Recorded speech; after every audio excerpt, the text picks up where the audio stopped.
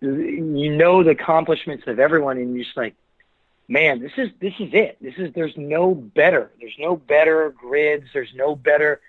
And then I guess you kind of touched on it in what happened to me within Vegas. I mean, the camaraderie around. I mean, we're all fierce competitors.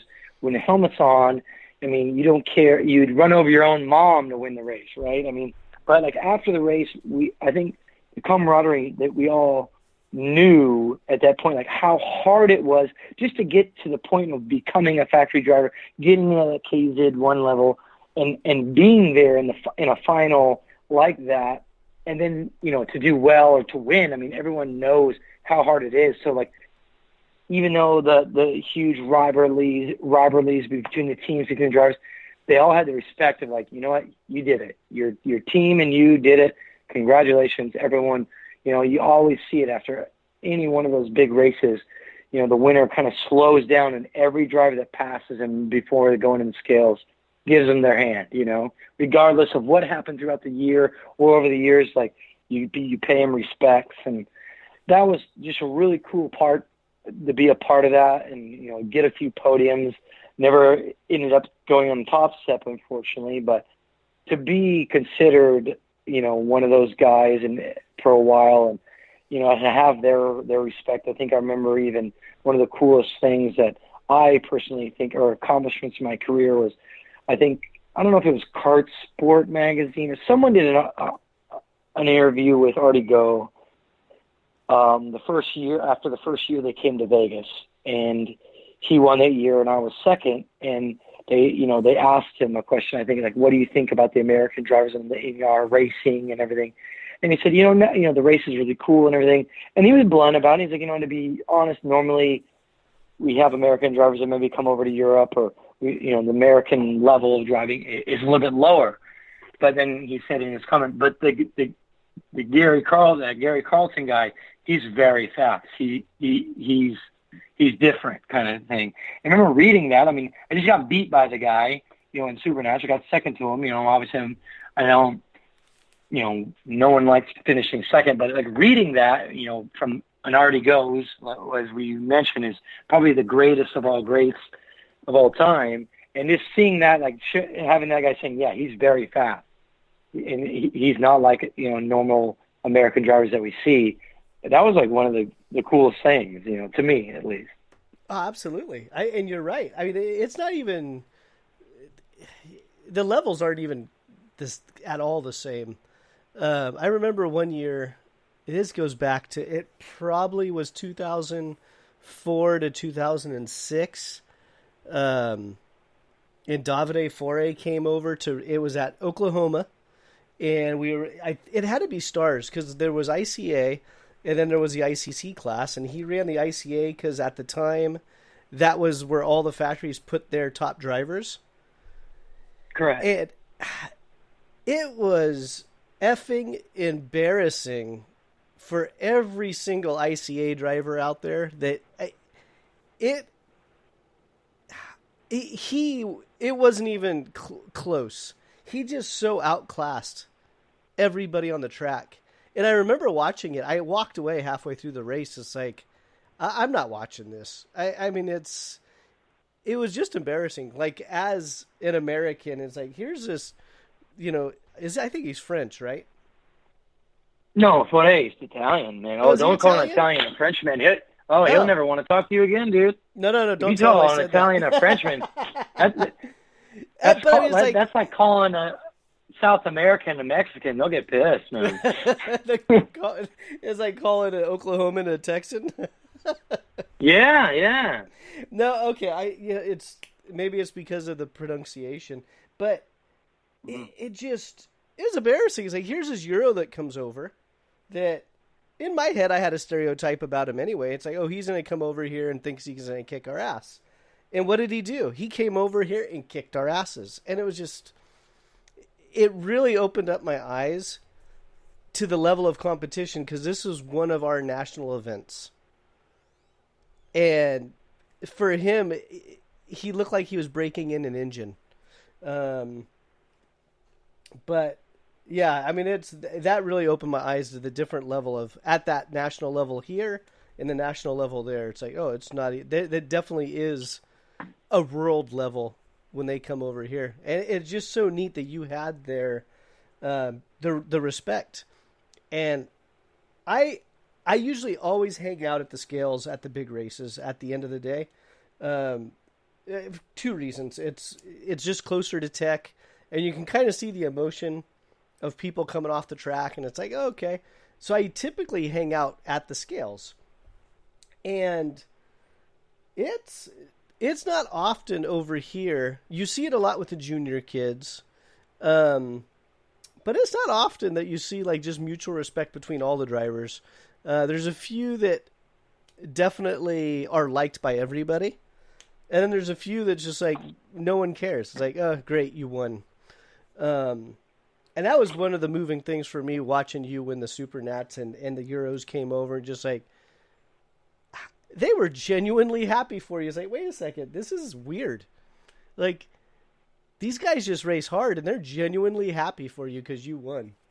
Um, I mean, I hope you remember those moments for like ever. Yeah, yeah. I mean, I remember, and I think the one thing I kind of remember, it was only European drivers that did.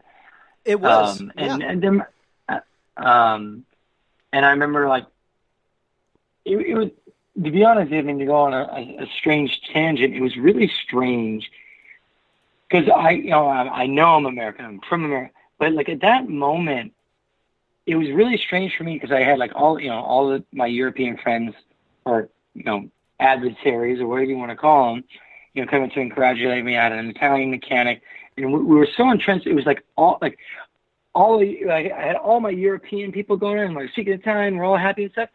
And then it was really strange seeing my like American friends that want to congratulate me, but like I almost felt bad because like they were like behind, the scale line and they almost felt like detached because we're all speaking a language and we're all happy and stuff and like and it's like I almost felt like I saw it going on. Like they're almost like waiting, because like normally everyone would just kind of come together, but like they felt almost detached or something. And I remember talking to one of my friends and my mom. They're like, "Yeah, like you guys are sitting right here babbling on and going on, and we don't know what the heck you're saying. So like, how can we be involved in it, right?" Yeah. And it was really like I felt bad. Like it was like I had like I did the whole Italian thing, and then I went to the like all my American and family friends, right? It was really I remember thinking back on like that kind of I almost felt bad, like and I hope everyone didn't think like I think of my my team and my Italian friends and all this stuff more than them. It was just they were there first, and then I had to go. Then I went to my family, and it was kind of a weird thing. Yeah, but I think a big part of it was, and again, I was on the other side of the fence watching. You were overcome by the Euros. I mean, they came to you, and it's like it's not a tackle because they didn't take you to the ground, but there wouldn't have been room for anyone else at that moment. Which to me was the most impressive part. It's like, again, and I look at you as an American. And for people, I've known you since you were a teenager, and it's just like, man, this kid really left an impact over in Europe, where all these drivers come over and they're just congratulating and they're happy for you. It's like, if you didn't earn their respect, they would have been like, fuck this guy. Excuse my language. Right? And it's like, it would just been like, whatever. We got beat. Let's go back to our tent. Yeah, I mean, and don't think that it was anything special for me. It's like that every big race, to be honest, over there. With those group of drivers, with what I call like my stint of driving with those drivers, the KZ1 drivers, those guys were like that with everyone, with every big race, to be honest.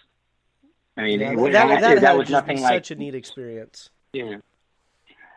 Yeah, I mean, it's cool to have respect from what people that I think are some of the best racing drivers, be it Formula One, anything, any motorsports related, best racing drivers in the world, I in my opinion.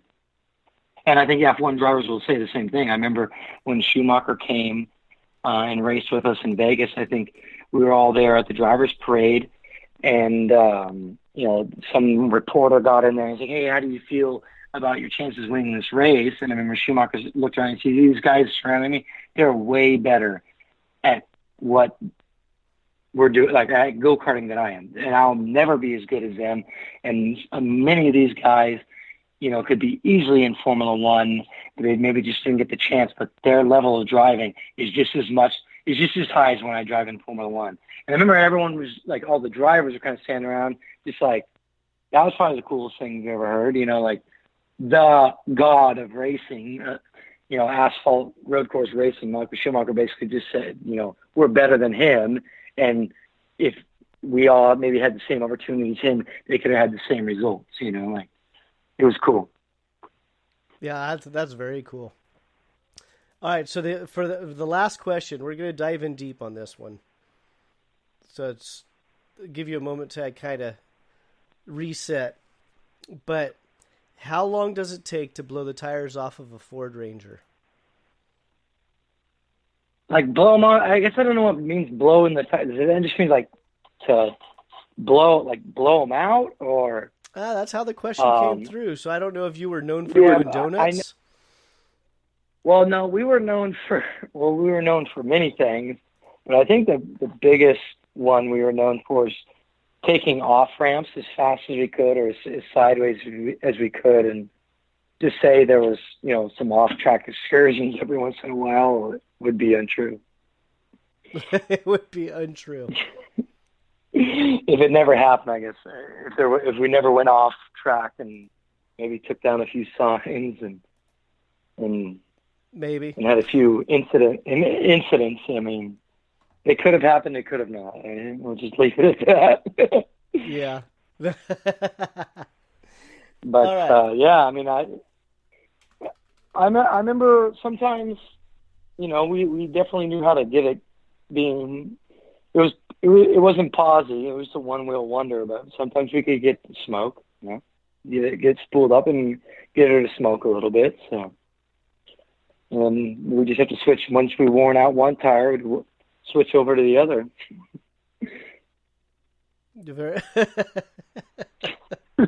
Just rotate. Yeah. Rotate the damage. Left to right, right to left. Yeah. I don't know. I never did the data. That was before telemetry. It was before telemetry? Yeah. Before Micron 5. That's right. So here we are. I mean, it's May 25th, and we had you on for 3 other episodes where it's your early days all the way up to the Track Magic days, and then we dedicated 1 episode strictly to the Track Magic guys. Last week we did your European adventures, and then this is all working out pretty well because this week we're just kind of wrapping up the loose ends. And I mean, so here we are. You've gone over a lot of your stories and history, and my hope was when we did this episode, we would have some confirmed race dates on the calendar that we were looking forward to. And we do. June 19th and 20th. Are you going to Phoenix for the, it's California Rock Championship, but it's not in California. So Andy had to make some changes in order to get a race in. But is Team GFC going to that? Yeah, and we'll actually be going to the Pro Kart event in Willow Springs the weekend before. So I'm going to go down and do that event, and then go straight from Willow Springs to Phoenix. So Team GFC will be there in full force. We still have some spots available for ride and drives or tent services or transportation. That's going to be my little shameless plug of the night. But yeah, no, we're going to be there. Yeah, we'll be there in full force. Trying to confirm all the drivers that we're going to be going down there, but looks like we're going to have almost a full crew, and we're definitely looking forward to get back to racing. Kudos to Scusa, Andy, Rock, and everyone else that's, I'm sure, feeling the effects of this COVID-19 probably more than anybody, to be honest. Yeah. And, you know, I'm sure they have to jump through a lot of hoops. I'm sure they